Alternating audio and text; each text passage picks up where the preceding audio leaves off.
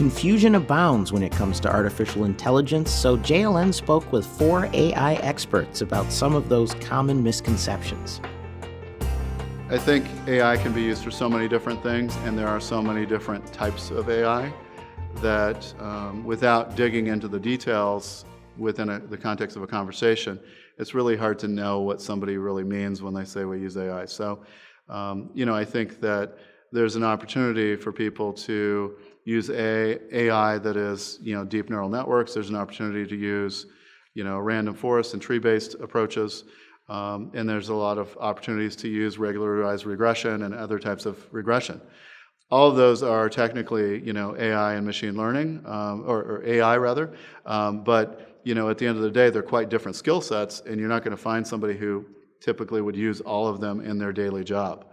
And so I think there's a lot of confusion to non-practitioners as to what is meant, and we probably need to ask more specific questions about what people are actually doing. I think that there's also different purposes for AI. Sometimes you're trying to automate a process that's rule-based, and you're trying to find some efficiency to save money. In other cases, you're trying to do something that humans can't do. We do research in our group to try and identify alpha signals that we can't find ourselves without the help of AI. We're trying to connect dots that we aren't smart enough to connect. And I think that's the most promising area of quantitative trading, is using it for that purpose, to identify alpha that you wouldn't normally be able to find by just eyeballing things and looking at regression statistics and looking at visualizations. There is a strongly held notion that machine learnings are just a black box. And that needs to be sort of put out. I would call it a gray box. There are places when you can set up the neural network so it's almost exactly like regression, and it's well known. So to say that it's a black box, I think, is stilting us from moving forward and advancing our understanding of these techniques. And as the science is catching up, it's telling us that, these are actually, what's in that black box is probably actually this. And so that's my one sort of area that I would say is going to change. The science is catching up. That isn't going to be a black box for much longer. The intelligence is in the data.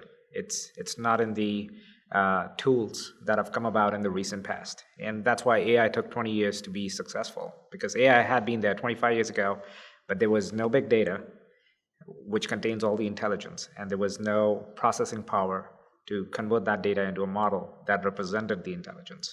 So blanket saying, I'm going to throw a AI tool on some data and it's going to gather intelligence, that's false. You have to use data science.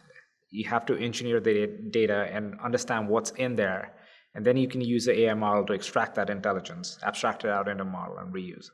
There are a lot of people talking about using machine learning, and what they're really doing is something much simpler. They're doing regression, they're doing classification.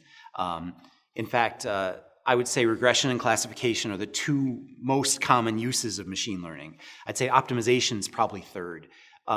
This notion of much more complex things like probabilistic inference or hybrid models that bring together multiple types of models to build predictive models, those are a tiny, tiny fraction of what people are really using AI and machine learning for in the real world.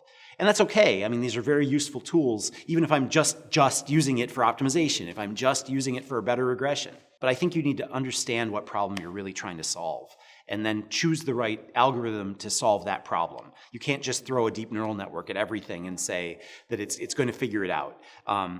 My students at the University of Washington, and many people when I talk, will always say, well, in theory, a neural network can learn any function. Well, that's true that in theory, a neural network can learn any function given unlimited time and unlimited data. And in finance, we have very limited data, and we definitely don't have unlimited time. In my world of high-frequency data, I have between the last tick and the next tick to decide what I'm going to do. So, I can't let the model I can't let the model think about it for hours or days or weeks. I need to make a decision right now. So that kind of constrains the types of models that you employ and how you employ them in finance.